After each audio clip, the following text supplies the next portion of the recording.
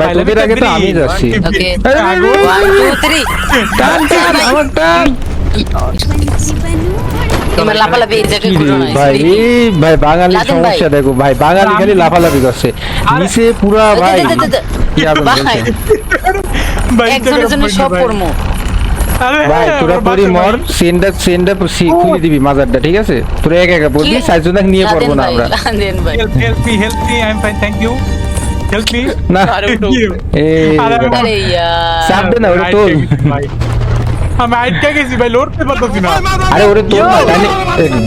দেখ দেখ দেখ কুন্দামো শয়তান।